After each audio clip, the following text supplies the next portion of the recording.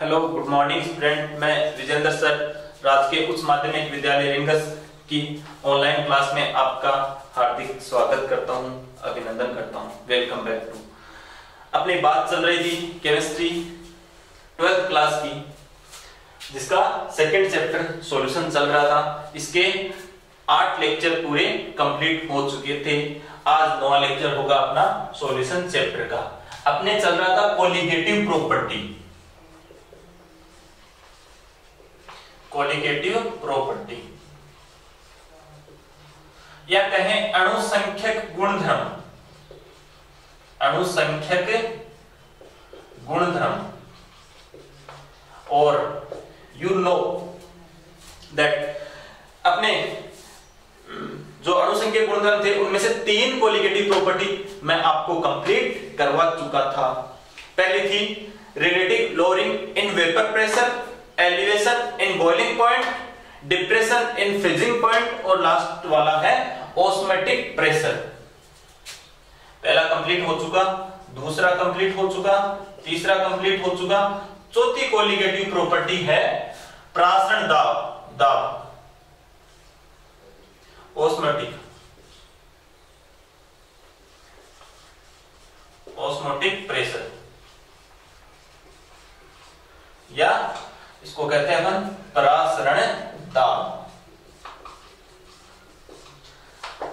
ये colligative property अपनी बची है। और जो 3 थी, वाष्प दाब में अपेक्षिक अवनमन, क्वथनांक में उन्नयन, हिमांक में अवनमन, ये मैं कंप्लीट करवा चुका। प्रत्येक का न्यूमेरिकल आपको सोल्व करवा चुका। और प्रत्येक के द्वारा अपन ने क्या ज्ञात किया था? The molar mass of solute, विलेय का आणविक द्रव्यमान। ये अपना पर्पस यही है। कोलिगेटिव प्रॉपर्टीज के द्वारा, अणुसंख्यक गुणधर्मों के द्वारा अपन विलेय का आणविक द्रव्यमान ज्ञात करेंगे। और पीछे वाली जो 3 कोलिगेटिव प्रॉपर्टी थी, उन तीनों में मैंने आपको उनकी सहायता से सोल्यूट का मोलर मास अपन डिटरमाइन कर चुके हैं। इनके फॉर्मूले डेराइव अपन कर चुके हैं और उनके एक आपको न्यूमेरिकल भी करवा चुका हूं। आज अपना है ऑस्मोटिक प्रेशर या प्रासरण दाब। ये पढ़ने से पहले अपन 2-3 एक डेफिनेशन के बारे में देखेंगे। बात करते हैं अपन डिफ्यूजन की। डिफ्यूजन या विसरण। क्या होता है विसरण? बस वह प्रक्रम जिसमें अणुओं का उच्च सांद्रता से निम्न सांद्रता की ओर गमन होता है, वही प्रक्रिया या वही प्रोसीजर क्या कहलाता है? डिफ्यूजन या विसरण कहलाता है। तो अणुओं का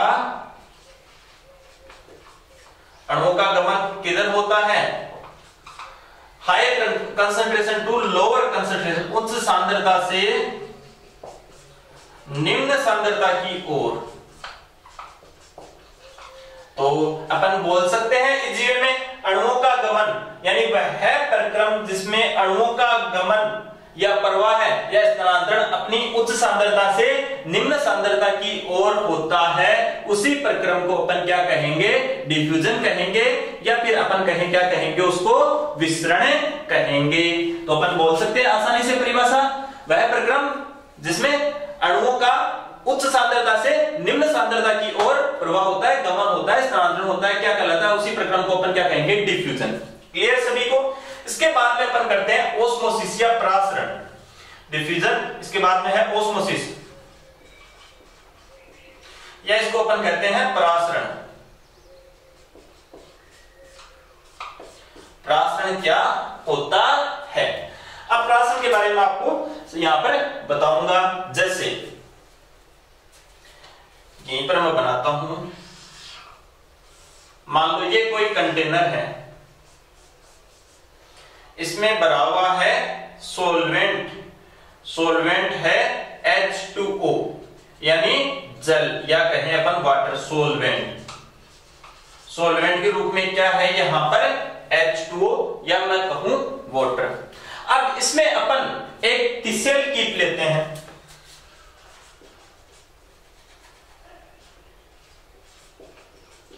तिसेल कीप, इसमें इस तिसेल कीप में अपन लेते हैं शर्करा का सॉल्यूशन, सॉल्यूशन ऑफ शुगर यानी शर्करा का विलयन लेते हैं। इसमें क्या लेते हैं? शर्करा का विलयन। और उस तिसैल कीप को अपन इस जल का जो कंटेनर है उसमें उल्टा कर देते हैं। कैसे करते हैं वो आप देखो। जैसे ये है कोई तिसैल कीप अपना,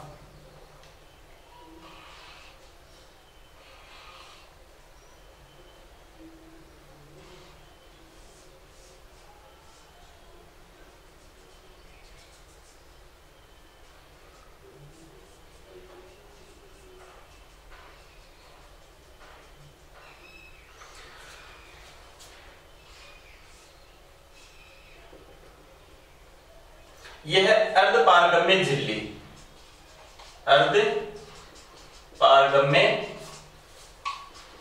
झिल्ली, या इसको अपन बोल सकते हैं semi permeable membrane,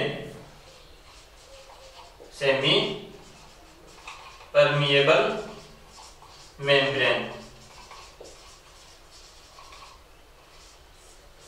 semi permeable membrane, यानी मैं कहूं SPM या अर्ध पारगम्य झिल्ली। इसमें है शर्करा का सॉल्यूशन। तिसैल कीट में क्या है? शर्करा का वीर्यन। अब देखो इसमें प्राशन की क्रिया किस प्रकार से होती है उसके बारे में बात करेंगे अपन। ये अर्ध पारगम्य झिल्ली सेमी परमिएबल मेम्ब्रेन क्या होती है? मैं बात कर रहा हूं SPM की। क्या है? सेमी परमिएबल मेम्ब्रेन, या इसको अपन कहते हैं अर्ध पारगम्य झिल्ली, अर्ध पारगम्य झिल्ली। ये बनी होती है फिनोल की बनी हो सकती है, या फिर किसकी बनी होती है? पोटेशियम फेरोसाइनाइड की बनी हुई हो सकती है, पोटेशियम फेरोसाइनाइड, पोटेशियम फेरोसाइनाइड की बनी हो सकती है, या फिर किसकी बनी होती है? ये फिनोल की बनी होती है, सेमी परमिएबल मेम्ब्रेन। अर्ध पारगम्य झिल्ली, देखो अर्ध पारगम्य, सेमी अर्ध पारगम्य, आधे पदार्थों को तो प्रवाहित होने देती है और आधे को प्रवाहित नहीं होने देती। इसका मतलब ये है जैसे ये कंटेनर, यहां पर अपन ने कोई SPM लगा दी और इधर है सोलवेंट, सोलवेंट इधर है ये A, और इधर है, इसको ले लेते हैं अपन सॉल्यूशन। सॉल्यूशन में क्या क्या मिक्स रहते हैं? सोलवेंट प्लस सोल्यूट, ये रहते हैं। सोलवेंट के पार्टिकल होते हैं छोटे और सोल्यूट के होते हैं बड़े। तो ये सेमी परमेबल मेम्ब्रेन क्या करती है? विलायक के अणुओं को तो अपने में से होकर गुजरने देती है, विलेय के कणों को अपने में से होकर के गुजरने नहीं देती है। तो वह झिल्ली जो चयनात्मक रूप से पदार्थों का प्रवाह होने देती है, यानी इसमें सूक्ष्म छिद्र होते हैं जिसमें से छोटे कण जैसे विलायक जैसे कण तो प्रवाहित हो जाते हैं, लेकिन विलेय के कण इसमें से होकर के प्रवाहित नहीं होते हैं। ये बात किसकी बनी होती है? फिनोल की या पोटेशियम फेरोसाइनाइड की ये बनी होती है। यहां तक की बात क्लियर हुई। अब अपन बात करते हैं प्रासरण की। वह प्रक्रम जिसमें विलायक अणुओं का प्रवाह, कौन से अणुओं का प्रवाह? केवल किसका प्रवाह बोल रहा हूं? विलायक अणुओं का, यानी सोलवेंट पार्टिकल, सोलवेंट पार्टिकल, विलायक अणुओं का, विलायक अणुओं का, सोलवेंट मॉलिक्यूलर या विलायक के कण। वह प्रक्रम जिसमें विलायक अणुओं का प्रवाह अपनी उच्च सांद्रता से निम्न सांद्रता की ओर होता है अर्ध पारगम्य झिल्ली के द्वारा, उसी प्रक्रम को अपन क्या कहेंगे? प्रासरण। क्या कहेंगे? प्रासरण। तो एक बार फिर से मैं बताऊं किसे कहेंगे प्रासरण? वह प्रक्रम जिसमें विलायक अणुओं का प्रवाह है, अणुओं का प्रवाह है अर्धपारगम्य झिल्ली द्वारा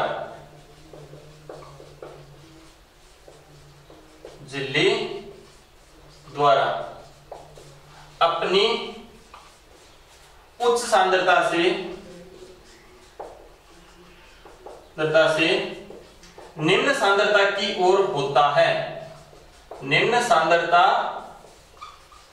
की ओर होता है। उसी प्रक्रम को क्या कहेंगे?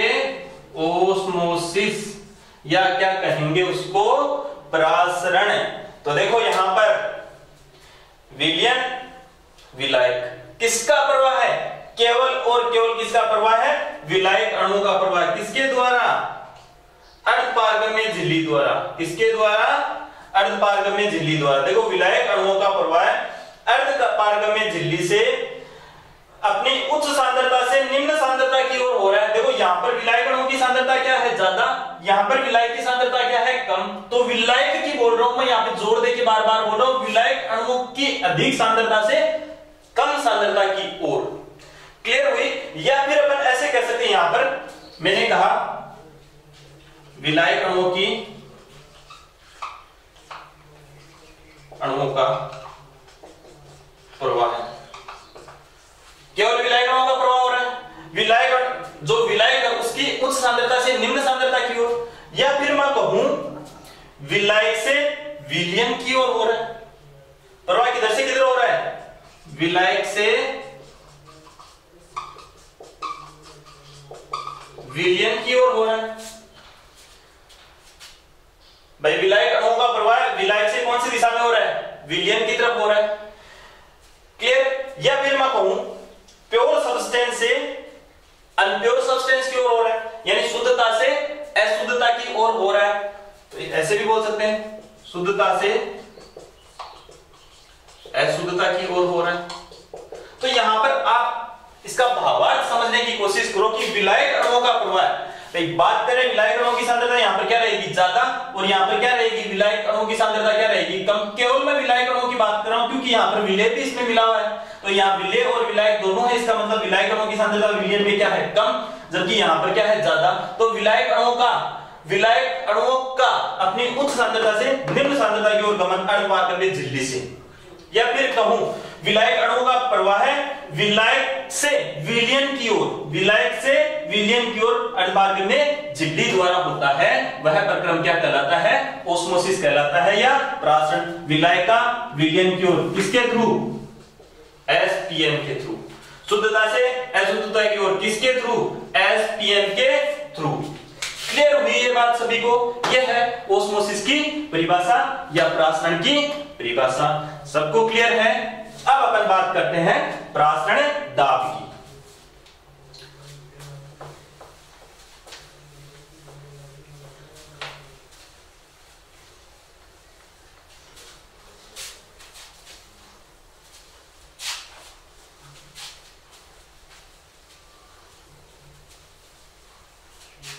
अब अपन करते हैं परासरण दाब की बात।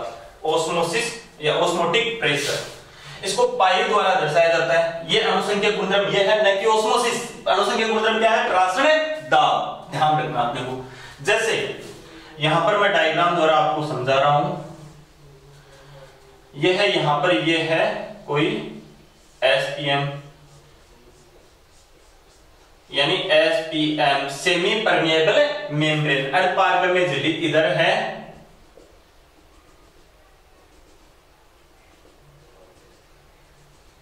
सोलवेंट ये ए भाग है, ए भाग की तरफ क्या है? यहां पर सोलवेंट, और इधर लेते हैं अपन सॉल्यूशन।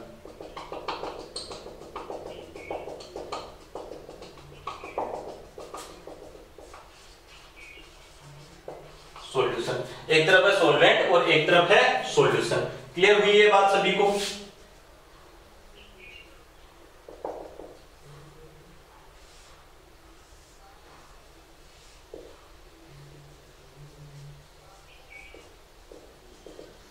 अब यहां पर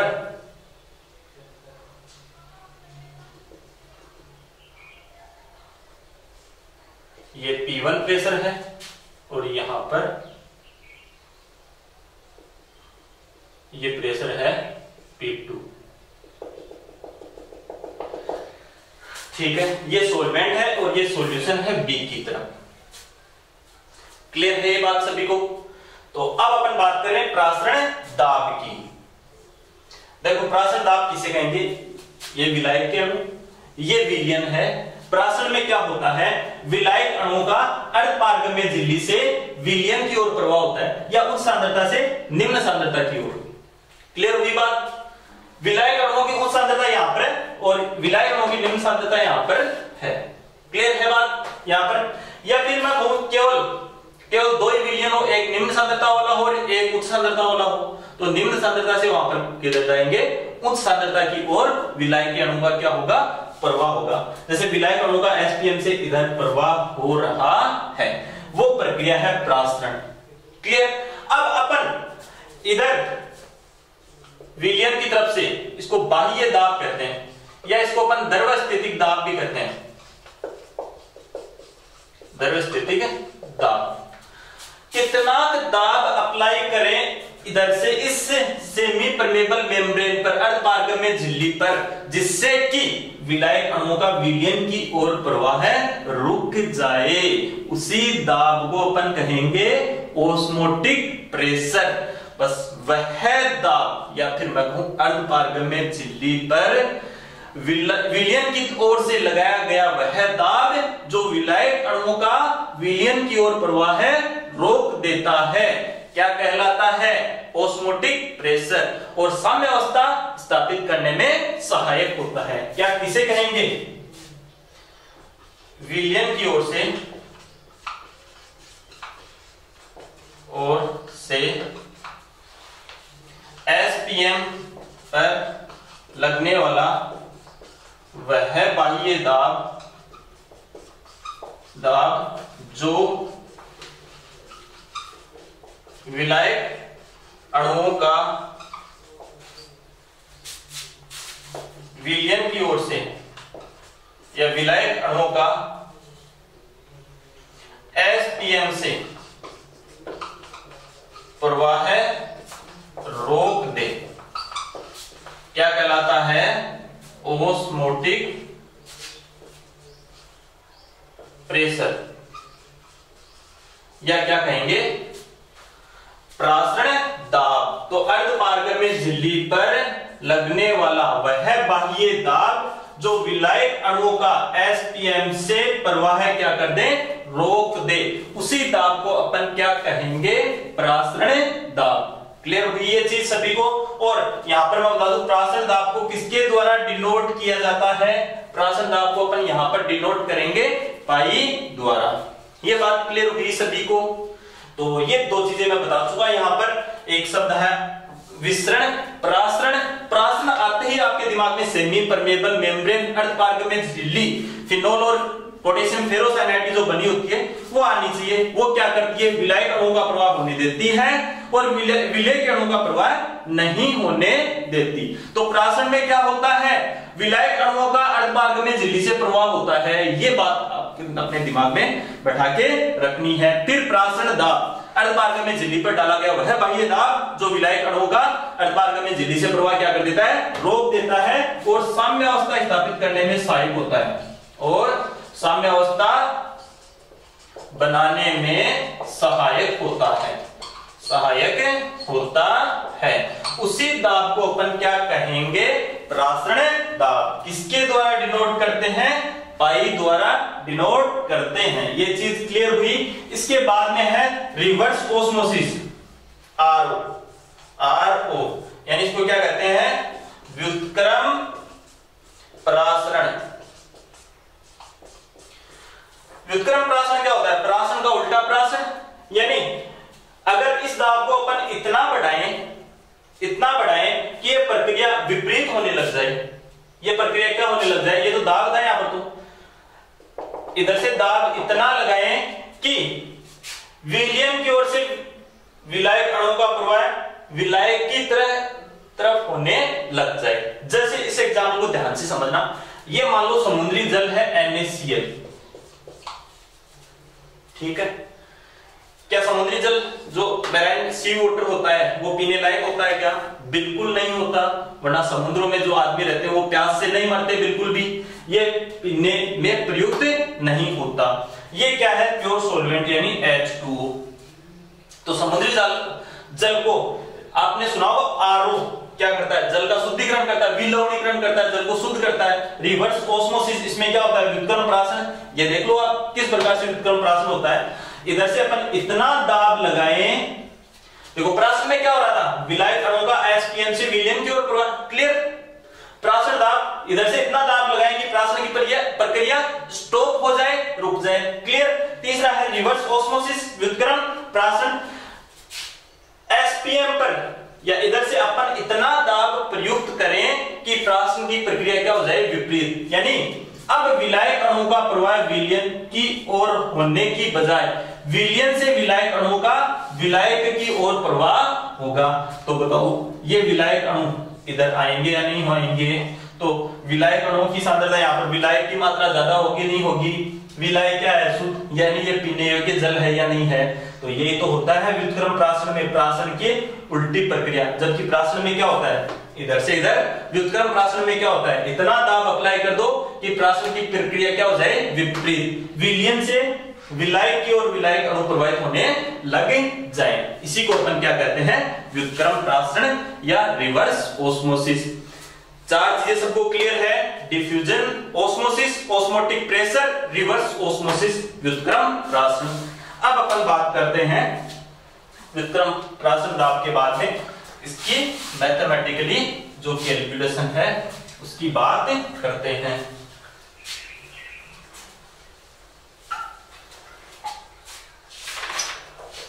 अब है प्राशन दाब के नियम।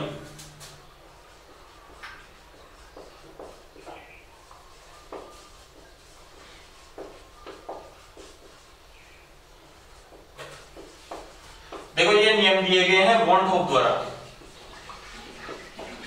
वॉन होप ने क्या किया? हाँ, ये जो सारे के सारे जो नियम हैं अणु कोलिगेटिव प्रॉपर्टी है उनके द्वारा जो सॉलिड का मोलर मास ज्ञात किया जाता है, कब किया जा सकता है? जब सॉल्यूशन डाइल्यूट हो। ध्यान रखना, कब ज्ञात किया जा सकता है? जब विलयन क्या हो? तनु। कैसा हो? तनु विलयन। तनु विलयन होने पर ही अपन कोलिगेटिव प्रॉपर्टी द्वारा क्या ज्ञात कर सकते हैं? MB। What is MB? MB क्या है यहाँ पर? The molar mass of solute. ये कब ज्ञात करेंगे अपन? जब विलयन क्या हो? तनु हो। तो वाट आपने क्या करा? जो गैसेस के नियम होते हैं वो तनु विलयनों पर भी लागू होते हैं। तो वाट आपने ये किया था, गैसों के नियमों को तनु विलयनों पर अप्लाई किया और विलयन की कुछ समीकरणें दी, और वो समीकरणें अपन कौन कौन सी है उनके बारे में अपन पढ़ेंगे। पहला नियम है वान हाफ बॉयल का नियम।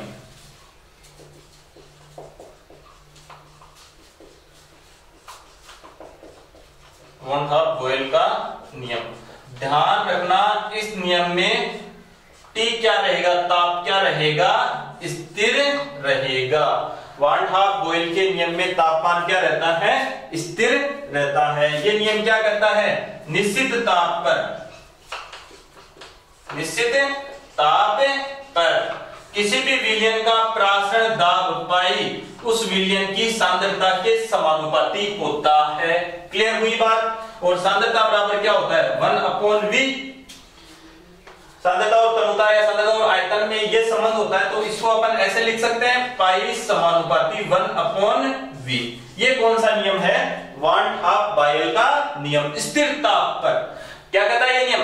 स्थिर ताप पर किसी विलयन का प्राशन दाब उसकी सांद्रता के क्या होता है? Directly proportional. क्लियर?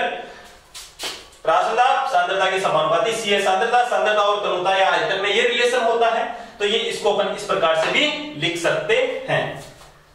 दूसरा है वान हाफ ताप दाब का नियम।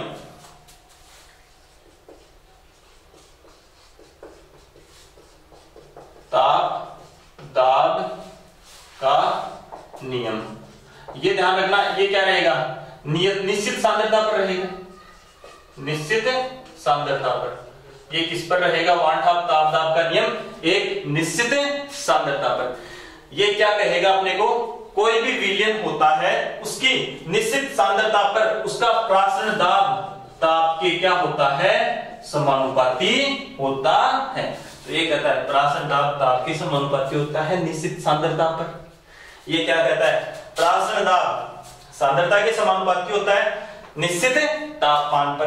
क्लियर हुई, ये समीकरण 1 है, ये समीकरण है। तो ये नियम अपने को दोनों क्या करने, याद रखने हैं। तो प्राशन दाब किसके समानुपाती, सांद्रता के समानुपाती, वन हाफ बॉयल का नियम और वन हाफ ताप दाब का नियम। इसमें क्या कहता है कि प्राशन दाब ताप के क्या होता है, समानुपाती होता है। क्लियर हुई ये बात। तो समीकरण दोनों नियमों से अपने को क्या प्राप्त हुआ, पाई समानुपाती T अपॉन V। क्लियर है सभी को। उपरोक्त दोनों नियमों से ये अपने को प्राप्त हुआ, पाई बराबर S T upon V। S क्या है, स्थिरांक है जिसका आंकिक मान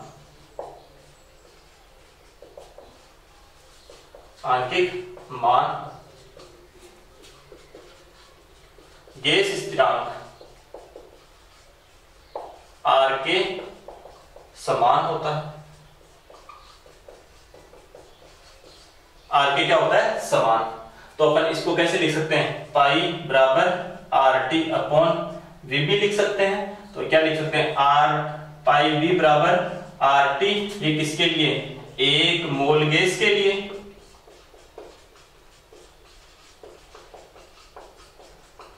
इसको ऐसे भी लिखते हैं, पाई V बराबर nRT। ये किसके लिए, n मोल गैस के लिए है। एक लिखने की जरूरत नहीं है, एक है यहाँ पर। और n मोल गैस के लिए बात करें तो ये n मोल गैस के लिए समीकरण प्राप्त हो गई। क्या इसको अपन ऐसे भी लिख सकते हैं, पाई बराबर n अपॉन V गुणा RT। n अपॉन V क्या होती है, इसको कहते हैं अपन सांद्रता। क्या कहते हैं, सांद्रता। इकाई आयतन में उपस्थित विलेय के मोलों की संख्या, या निश्चित आयतन में 1 लीटर आयतन में उपस्थित विलेय के मोलों की संख्या, 1 लीटर आयतन में उपस्थित विलेय के मोलों की संख्या क्या कहलाती है, मोलरता बोल सकते हो, या क्या बोल सकते हो उसको, सांद्रता बोल सकते हो। तो क्या लिख सकते हैं, पाई बराबर CRT। क्लियर है। पाई क्या है यहाँ पर, प्राशन दाब, C क्या है, सांद्रता, R क्या है, गैस स्थिरांक, T क्या है, ताप किसमें है, केल्विन में। क्लियर हुई बात सभी को।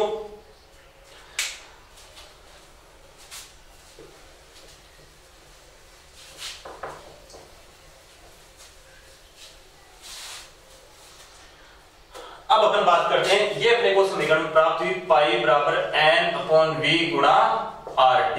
n क्या है, विलेय के मोलों की संख्या, यानी गैस के मोलों की संख्या, मोल। ये क्या होते हैं, विलेय के मोल क्या होते हैं, विलेय का भार बट्टे अणु भार। तो पाई बराबर विलेय का भार क्या है, WB बट्टे MB गुणा RT अपॉन V। क्लियर। अब विलेय का अणुभार ज्ञात करना। अणुभार क्या है, MB ज्ञात करना। कर सकते हो सभी ज्ञात, किसी को कोई इसमें दिक्कत नहीं होनी चाहिए। MB ये है तो MB बराबर WB अपॉन पाई गुणा RT अपॉन V। इस सहायता से अपन प्राशन दाब अणुसंख्यक गुणधर्म की सहायता से अपन विलेय का आणविक द्रव्यमान ज्ञात कर सकते हैं। MB क्या है यहाँ पर, विलेय का आणविक द्रव्यमान, W की B क्या है, विलेय का भार, पाई क्या है, प्रासरण दाब, T क्या है, ताप किसमें, केल्विन में, V क्या है, वॉल्यूम। क्लियर हुई। ये जो अंतिम कोलिगेटिव प्रॉपर्टी थी, अणुसंख्यक गुणधर्म था, उसके बारे में आपको बता चुका हूं। एक बार मैं फिर से रिकैप कर रहा हूं। प्राशन दाब द्वारा विलेय का आणविक द्रव्यमान ज्ञात करना। पहला नियम कौन सा था, 1/2 बॉयल का नियम। 1/2 बॉयल का नियम क्या कह रहा था, ये कह रहा था स्थिर ताप पर प्राशन दाब सांद्रता के समानुपाती तो ये तन्यता की क्या होगा, व्युत्क्रमानुपाती। 1/2 ताप का नियम, निश्चित सांद्रता पर प्राशन ताप के समानुपाती, दोनों नियमों से बता दो ये निकलेगा नहीं निकलेगा। समानुपाती हटाएंगे तो क्या आ जाएगा, स्थिरांक s, जिसका आंतरिक मान गेस स्थिरांक r क्या होता है, बराबर होता है। तो यहाँ पर मैंने पुट वैल्यू कर दी किसकी, r की। क्लियर। अब अपन पाई वी बराबर क्या है, RT, एक मोल गैस के लिए ये होगा, और यहाँ पर लिखा पाई वी इक्वल टू nRT, ये किसके लिए है, n मोल गैस के लिए। v का भाग देते, ये क्या बन गया, टर्म क्या बन गई, सांद्रता बन गई। क्लियर, सब जानते हैं अपन।